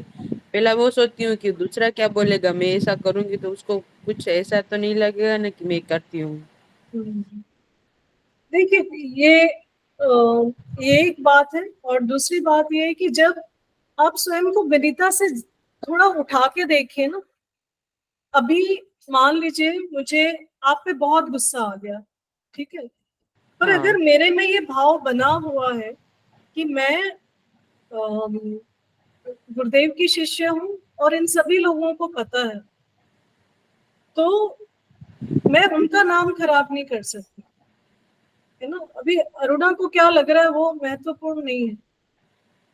हम केवल एक व्यक्ति नहीं है, उससे बहुत ज्यादा है, हम एक परिवार के सदस्य हैं, हम किसी के रोल मॉडल हैं, है ना। बच्चा हमारी तरफ देख रहा है, तो हम क्या सोचते हैं नहीं सोचते, हमें बहुत गुस्सा आ रहा है, लेकिन कोई देख रहा है हमारी तरफ, तो हमें थोड़ा संभल के, थोड़ा ढंग से व्यवहार करना, हाँ है ना। बढ़िया विनीता, आपको खूब सारी शुभकामनाएं आपके शिशु के लिए और आपके स्वास्थ्य के लिए। हाँ दीदी, ये 5 दिन में भी कुछ बहुत सारा सीखने को मिला और जानने को भी इतना सारा मिला। हम तो पहली बार ही मिले हैं 7 महीनों में, पर अच्छा हम्म, लगा कि नहीं, आप जी बोल रहे हो, समझा रहे हो, वो भी इतना सहला से समझ रहे हो कि हम खुद समझ जाए अपने से ही। जी विनीता। हाँ, मुझ में भी वो इतना बदलाव तो ऐसा आया है कि मैं इस ग्रुप में जुड़ी हूँ तब से थोड़ा सा इतना पे तो बदलाव कर दिया है कि मैं ऐसा ना करूं। हाँ, बहुत बढ़िया, बहुत ही बढ़िया, बहुत बढ़िया। हिम्मत भी ज्यादा मिलती है इस ग्रुप से कि नहीं, ये सिचुएशन आई है तो ये सब टल जाएगी, भगवान है वो सब साथ है तो कोई बात एक नहीं हमारे साथ। एकदम एकदम। थैंक यू, थैंक यू सब। मैं माँ को भी ऐसा, निशा माँ और दिव्या माँ सबको मैं ऐसा ही बोलती हूँ कि आपसे जो हिम्मत मिलती है ना वो सब ऐसी मिलती है कि वो जैसे कोई भगवान ही हमें दे रहा है हिम्मत। है ही ऐसा, गुरु व्यक्ति के माध्यम से, ईश्वर व्यक्ति के माध्यम से ही मदद पहुंचाता है ना, तो हाँ। ऐसा ही है। अच्छा, रामबा, मिली, आप सब बताओगे? मैं टॉपिक है ना, मैं बहुत रिलेट कर पा रही हूँ, क्योंकि मेरा भी एक नेचर है कि मैं अपना बहुत स्ट्रांग पॉइंट ऑफ व्यू रखती हूँ, कहीं भी रखती हूँ ना, तो मुझे ऐसा लगता है कि मैं सही हूँ। बट आज से मैं ये सोचूंगी, ना तो मैं सही हूँ, ना तो सामने वाला जो एक्चुअली में सही है उसके लिए मुझे काम करना है। क्या बात, हाँ, क्या बात। क्योंकि हाँ, bye passion I am a teacher, तो ये एक्चुअली अंदर से वो निकल जाता है बच्चों को समझाते समझाते कि अच्छा ही मैं ही सही हूँ। बट आज से मैं ऐसा नहीं करूंगी। दिल जीत लिया आप। Thank you.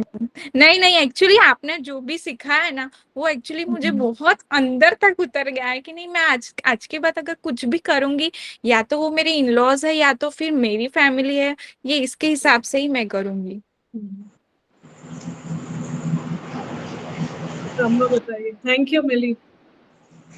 मैंने आपसे 5 दिन सुना, वो मैं करती हूँ थोड़ा थोड़ा उसमें, पर मैं किसी को जवाब नहीं दे सकती हूँ। सामने कोई भी मुझे कुछ भी कह के चला जाता है तो मैं अंदर अंदर रो लेती हूँ, पर सामने से जवाब नहीं देती हूँ। पर मैं आपकी बातें सुनकर मुझे इतनी हिम्मत आई है कि नहीं, मैं उसको थोड़ा जवाब दूँ, सही समझाऊँ उसको कि ये सही है और ये गलत है। वो समझे न समझे उसकी बात है, पर मैं ये कोशिश करना चाहती हूँ। मेरा मन से ऐसा हुआ है कि नहीं, मैं बात करूंगी, वरना मुझ में इतनी हिम्मत नहीं है कि मैं किसी को भी जवाब दे सकूं। कोई भी मुझे कुछ भी बोले तो मैं रोने लगती हूँ, पर जवाब नहीं दे सकती हूँ। बहुत अंदर ही बढ़िया। अंदर घुट जाते हैं हम लोग, ऐसा बोल कोई बोल जाता है तो बाद में बोल देते हैं, वो नहीं आता। पर जब हाँ, वो बोल जाता है तब नहीं बोल पाते कि वो बोल के गया। अंदर ही अंदर ऐसा लगता है कि नहीं, मुझे ये कहना था, उसे वो कहना था, पर उसको नहीं कह पाते हैं। नहीं, कहिए, थोड़ी हिम्मत जुटाकर, और अच्छे मन से कहिए, है ना। और ऐसे मत बताइए कि जैसे कि लगे कि किसी का अपमान हो रहा है या तो दोषारोपण कर रहे हैं, हम उस तरह से नहीं, है ना। हमें हम इसलिए चर्चा कर रहे हैं क्योंकि हम परिवार के वातावरण में और खुशहाली लाना चाहते हैं, है ना। उस प्रयास के साथ बातचीत करेंगे आप, तो आपको, आपका मतलब एक अच्छे मन से आप प्रयास कर रहे हैं तो आपको रिजल्ट भी मिले, है ना। हमारा उद्देश्य किसी को गलत ठहराना नहीं है, किसी का अपमान करना भी नहीं है ना। उद्देश्य तो हमारा बस इतना है कि अगले को बात समझ आ जाए और वो हमें बिना मतलब परेशान करना बंद करे, है ना। तो हम कह पाएंगे ना, थोड़ी हिम्मत करके, तो आप देखेंगे कि उसका रिजल्ट मिलेगा। ना, हिम्मत आई है मुझे, कल से हिम्मत आई कि नहीं, मैं उसको बोलूंगी। फिर जो उसका रिएक्ट होगा वो मैं सुन लूंगी, पर पहले मैं हिम्मत करके उसको बोलूंगी। हम्म। जब जब आप में हिम्मत आएगी और आप बात करेंगे ना, तो आपको ऐसा लगेगा कि ये मैंने पहले क्यों नहीं किया, इतने साल मैंने क्यों इतना कष्ट सहा, मैं पहले क्यों नहीं कर लिया, है ना। तो थोड़ी हिम्मत करके बात कर लो, वो अच्छा रहता है।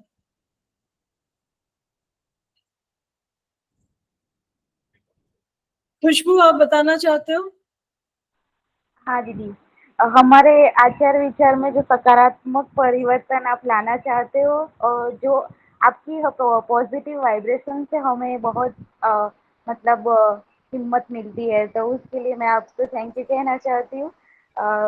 और अब आप बोलते हो ना कि घूम फिर के बाद चित्त शुद्धि के पर ही आती है, तो सबसे पहले मैं अपना वो क्लियरेंस करना चाहती हूँ कि जो भी मेरे मन में कुछ चल रहा है सबके लिए, तो वो मैं पहला काम वे क्लियरेंस पे करना चाहती हूँ। बहुत जरूरी है, बहुत बढ़िया, है ना।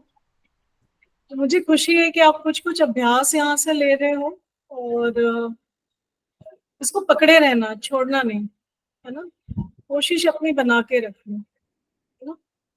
देखो हम है ना, कितनी भी कोशिश कर लेंगे, हम ह्यूमंस हैं, आपकी मेरी, हम सबका एक ही जैसे। हम 4 दिन कदम सही चलेंगे ना, एक दिन कुछ गड़बड़ हमसे भी होगी, ऐसा नहीं है कि गड़बड़ नहीं होगी, बट वो ठीक है, इट्स ओके।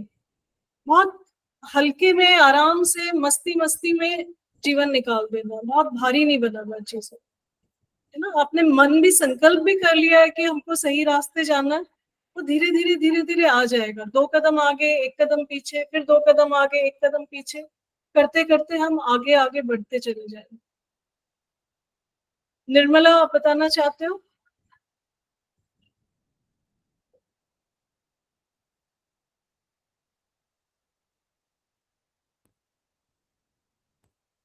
कोमल, आप शेयर करना चाहते हो? पारुल? हाँ, पारुल बताइए।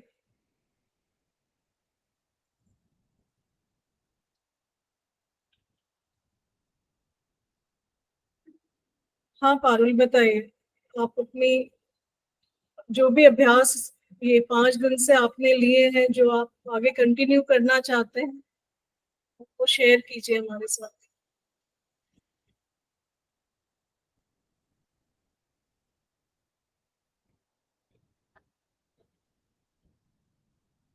आप मैसेज कर रहे हो, लेकिन आप बोलोगे तो अच्छा रहेगा। निर्मला, अगर आप मैसेज कर दें, आप ऑफिस में मैसेज कर दें, तो मैं सबको पढ़ के बता दूंगी। पारुल, अगर आप बात कर सकते हो तो आप बताइए, तो ज्यादा अच्छा रहेगा।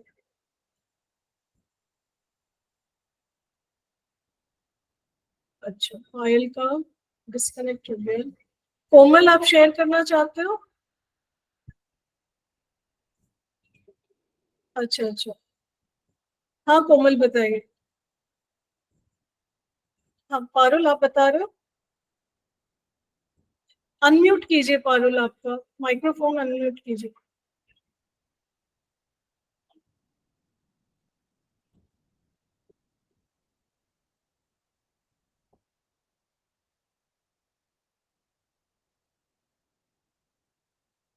अच्छा, पारुल भी ऑफिस में है, ठीक है।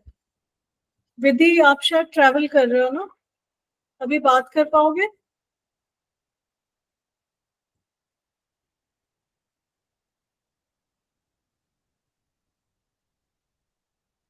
विधि पटेल, आप शेयर करोगे? हाँ, ठीक है विधि, आप ट्रैवल कर रहे हो, ठीक है। हाँ, आप मेरा नंबर नोट कर सकते हैं। पारुल को चाहिए तो मैं सबको बता रही हूँ, आप सब नोट कर सकते हैं। 9997891406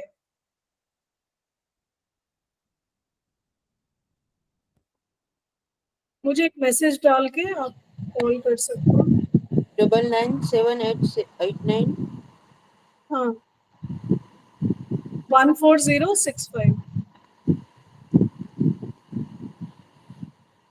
69 65 14065।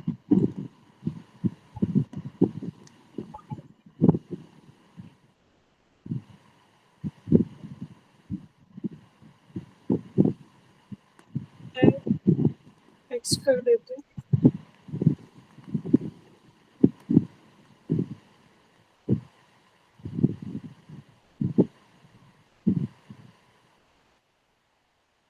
कोमल का मैसेज है, मैम आपने जो भी सिखाया इन दिनों, मेरा पॉइंट ऑफ व्यू है कि मैं अपना पॉइंट ऑफ व्यू जो सामने रखते हैं उसको कभी कभी ना रखूं, और बेटर रहेगा सिचुएशन देख के हम रख सकते हैं अपना point of view. Every time अपना पॉइंट ऑफ व्यू रखना इज नॉट वैलिड, कभी कभी ना बोलना बेटर होता है।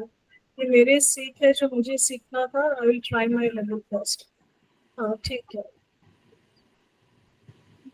हाँ ठीक है, कभी कभी बोलना ना बोलना ही बेटर होता है। आप सिचुएशन के हिसाब से तय कर सकते हैं कि आपको क्या करना।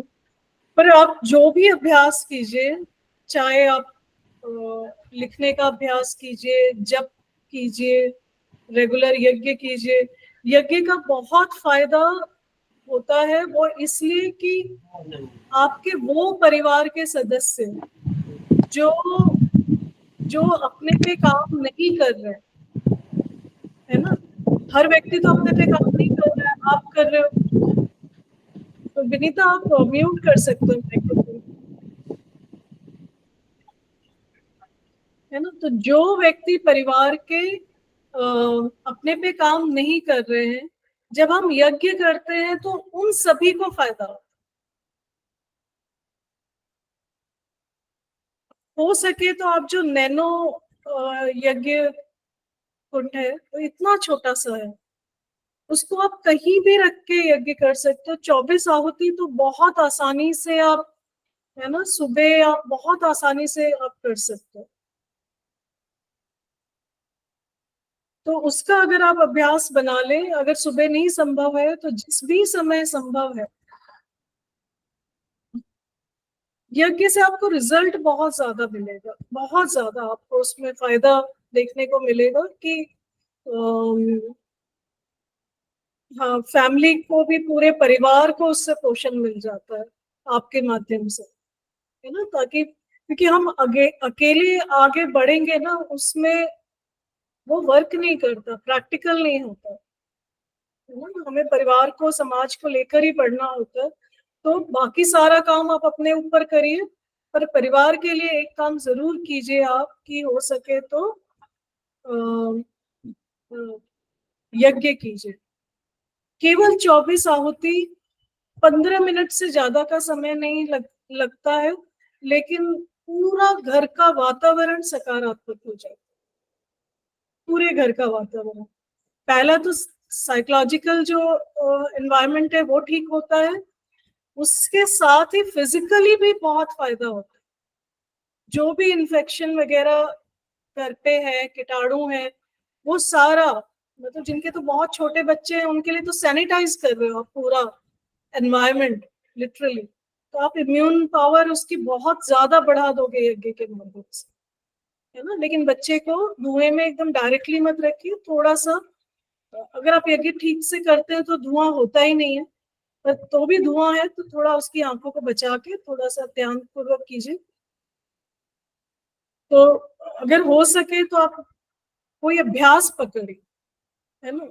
ये तो आपको पता ही है, मतलब बहुत सारी पुस्तकें हैं इस पे, कि जो हमें सफलता देती है ना, वो हमारी आदतें हैं, अभ्यास है हमारा। तो आपको कोई आदत तो ऐसी पकड़नी पड़ेगी, सारी अच्छी बातें एक तरफ है, और एक अभ्यास तो कोई पकड़ लेना पड़ेगा कि ये तो मैं नियमित करूंगी ही करूंगी, है ना। तो उसमें से आपको जो ठीक लगे कीजिए, और परिवार के लिए, अपने लिए कोई अभ्यास कीजिए, और परिवार के लिए आप नियमित यज्ञ जरूर कीजिए हर दिन। शुरुआत में हर दिन मुश्किल लग रहा है, अगर दोनों पति पत्नी सहमत हो पाते हैं तो संडे को कर लीजिए सुबह, कोई उसमें ज्यादा प्रयास नहीं है, एफर्ट नहीं है, है ना। आप बहुत छोटी चीजों के साथ भी आप कर सकते हो, बहुत कम चीजों के साथ, पर उससे बहुत बहुत ज्यादा आपको बेनिफिट मिलेंगे। ये तो हम सबका, जो भी लोग आप तक पहुंच रहे हैं, हर व्यक्ति का किया हुआ प्रयोग है। हम सबने देखा है कि जीवन में इससे हमें बहुत फायदा होता है, मानसिक तौर पे, आध्यात्मिक तौर पे, और शारीरिक तौर पे भी बहुत बहुत फायदा होता है। शरीर के जो बिना मतलब की पेन चलता है, पीड़ा चलती है, उस सर्दी, जुकाम, सरदर्द, इन सारी चीजों में आराम हो जाता है। ठीक है, तो हो सके तो आप कोई भी अभ्यास पकड़िए और उसको रेगुलरली कीजिए। ठीक है, तो जो टॉपिक्स डिस्कस हुए हैं उसका क्विकली रिकैप कर दे रही हूँ। सबसे पहला इम्पोर्टेंट, सृष्टि में सारी चीजें जुड़ी हुई, किसी एक व्यक्ति की अपनी कोई स्टैंडिंग नहीं है, अपनी कोई कहानी नहीं।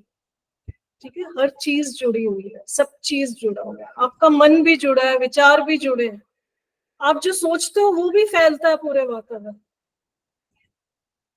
है ना, जो आपके अपने अंदर भी चर्चा हो रही है ना वो भी जा रहा है वातावरण, सब जुड़ा हुआ है यहाँ पे, कुछ भी स्टैंड अलोन है ही नहीं, है ना, एकाकी यहाँ पे कुछ भी नहीं, पहली बात। दूसरी बात, अस्तित्व में सब कुछ उपयोगी है, एक एक घास, एक एक तिनका, एक एक विचार, सब बहुत उपयोगी है, सारी चीजें बहुत उपयोगी है, ठीक है। तीसरी बात, सारी इकाइयां आपस में कैसे जुड़ी हैं, हम एक दूसरे के पूरक हैं, एक व्यक्ति दूसरे के किसी तरह से काम आ रहा है, वो इसके किसी तरह से काम आ रहा है ना, आप देख सकते हैं सारी सृष्टि में, स्टडी कीजिए, घास कैसे पूरक है, नीम कैसे पूरक है, बेल कैसे पूरक है, कोई भी पेड़ उठा लीजिए जिसकी पूरकता का पता नहीं है आपको, उपयोगिता का पता नहीं है, और उसको उठा के आप स्टडी करके देखिए, उसमें से आपको मिल जाएगा कि वो किस तरह से उपयोगी है ना। तो ये हो गई एक बात। हमारी 2 सुपर पावर्स है, कौन कौन सी है, फ्रीडम ऑफ चॉइस और इमेजिनेशन। वेरी गुड, क्या बात है ना, तो power of imagination. Freedom of choice क्यों है, क्योंकि हम इमेजिन करके उसका रिजल्ट सोच के कोई निर्णय ले सकते हैं, क्योंकि फ्रीडम ऑफ चॉइस है इसलिए आप पे कर्म का सिद्धांत लागू होता है। शेर को फ्रीडम ऑफ चॉइस नहीं है, मृग को खाना उसकी मजबूरी है, उसका भोजन है, इसलिए शेर को कर्म का सिद्धांत लागू नहीं होता। जहां फ्रीडम ऑफ चॉइस है, क्योंकि हमारे पास 5 ऑप्शन थे, सही वाला भी ऑप्शन था, उसको छोड़ के हमने ये ऑप्शन चुना, इसलिए हम पे कर्म का सिद्धांत लागू होता है, वहां नहीं लागू होता।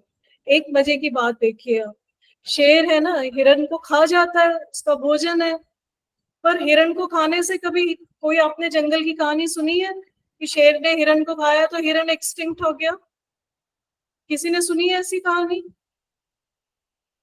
जो चिड़िया, जो वन्य पशु गायब हो रहे हैं ना, एक्सटिंक्ट हो रहे हैं, वो हमारी आपकी वजह से हो रहे हैं। वो जो नेचुरल तरीका है उसमें से दोनों एक दूसरे का भोजन है, उससे कोई भी एक्सटिंक्ट नहीं हुआ, ठीक है। तो ये सारा संतुलन बिगाड़ने में हम ही राजकुमार का काम कर रहे हैं और कोई नहीं कर रहा है ना, हर तरह का संतुलन बिगाड़ने में।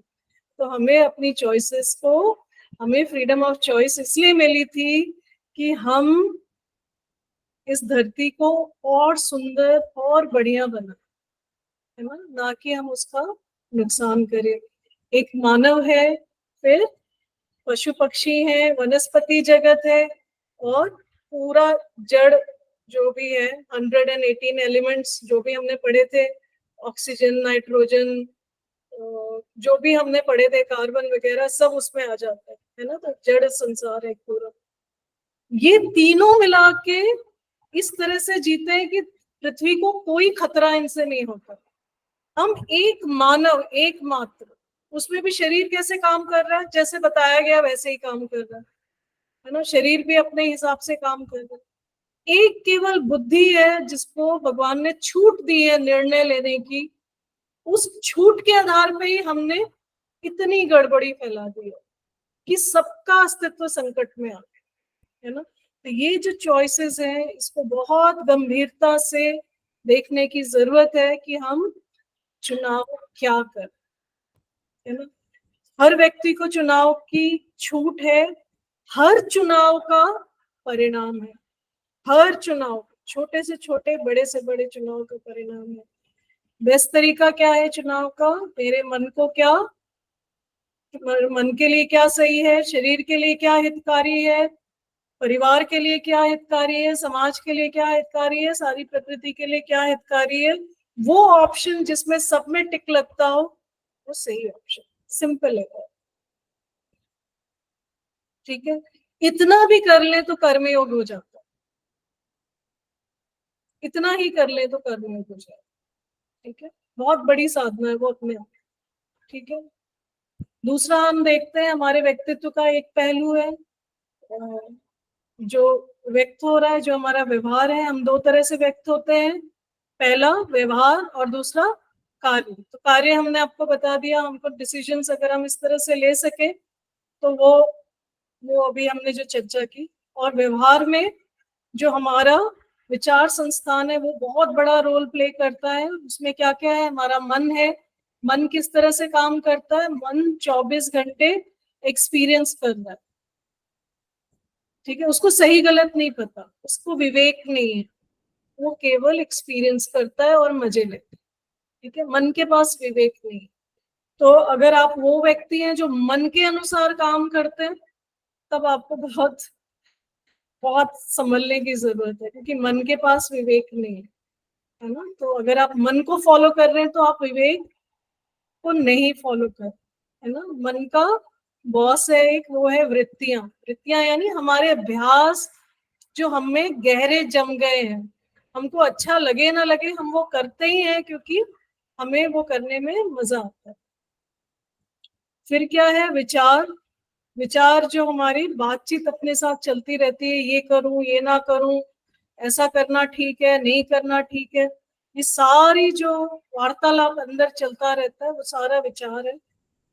वो किसकी सुनता है, वो चित्त की सुनता है, चित्रण की सुनता है। चित्रण में क्या क्या है, हमने हर तरह का चित्र वहां पे सजाया हुआ है।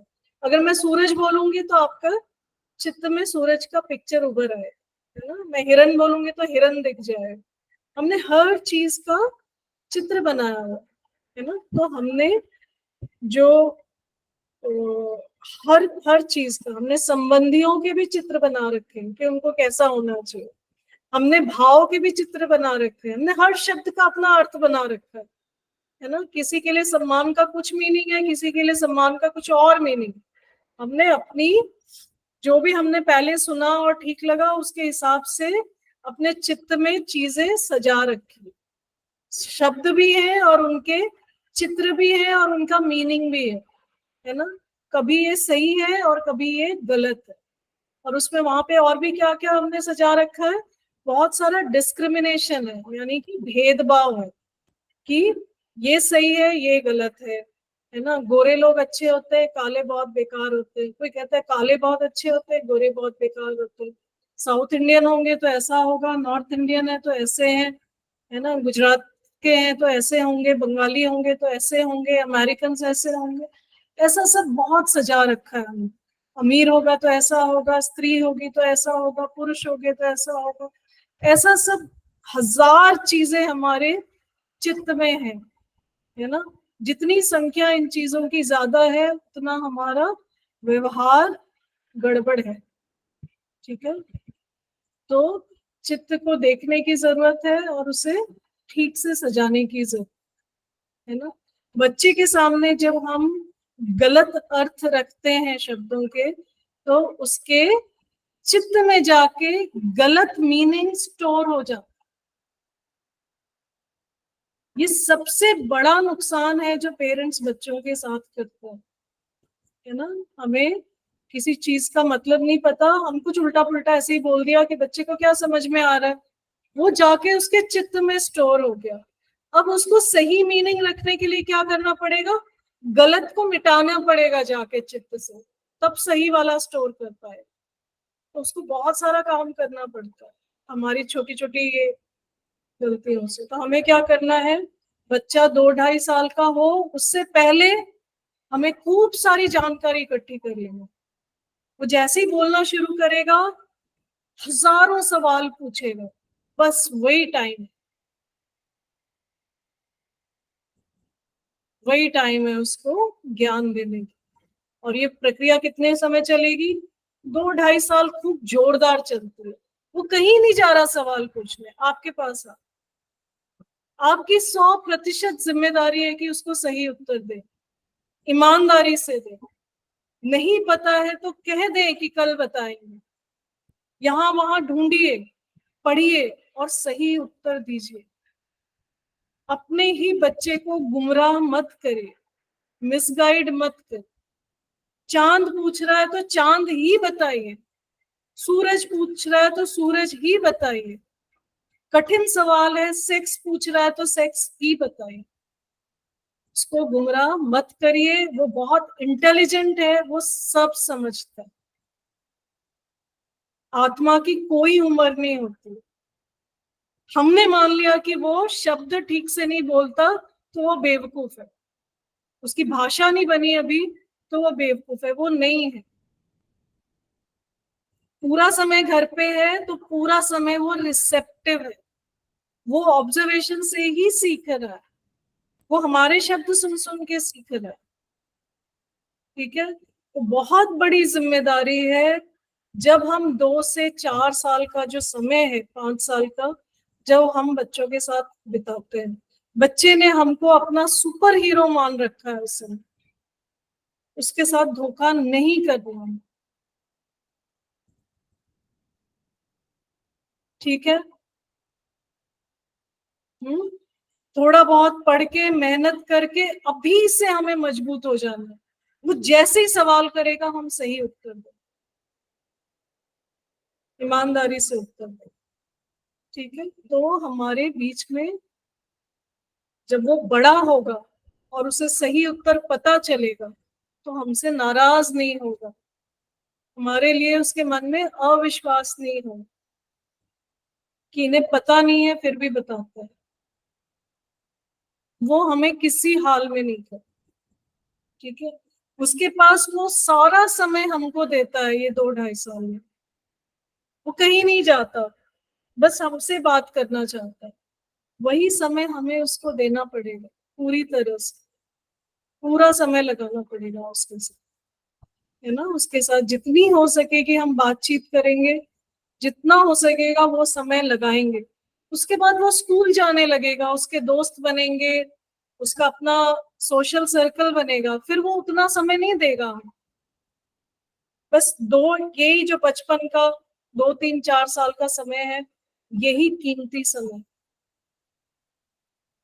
ठीक है, नर्सरी में एडमिशन कराने जा रहे हैं, 2-2.5 साल में बच्चा नहीं जाना चाहता तो उसकी जान के पीछे मत पड़िए, फोर्सफुली उसको स्कूल मत भेजिए, नहीं तो हमेशा के लिए स्कूल ये सारे सिस्टम से वो नाराज हो जाए, पनिशमेंट बना लेगा वो दिमाग में, है ना। खुशी खुशी भेजिए जब भी भेजना उसको। तो ये कुछ बातें थी जो अपने एक्सपीरियंस से आपके साथ शेयर करनी थी, उम्मीद है आपके काम आएंगी और आप कुछ तो इसमें से जरूर याद रखेंगे। और उससे भी ज्यादा मेरा निवेदन है कि कोई अभ्यास जरूर पकड़ लीजिएगा। ठीक है, कोई इसमें से अभ्यास आप जरूर पकड़ लीजिएगा, ताकि, है ना, अभ्यास हमें रिमाइंड करता रहता है। ठीक है, रोज की जो प्रार्थना है ना, वो हमें मोटिवेट करती है, रिमाइंड करती है कि तुम सही जा रहे हो कि नहीं, सही जा रहे हो कि नहीं। इसलिए 5-6 मिनट जो हम दिया जलाते हैं, भगवान के सामने बैठते हैं, वो बहुत जरूरी होता है ना। तो ऐसा कुछ कुछ अभ्यास आप अपने जीवन में ले आइए जो रोज आपको करना ही करना। इसी के साथ बात पूरी करते हो, है ना। प्रमिला को शेयर करना है।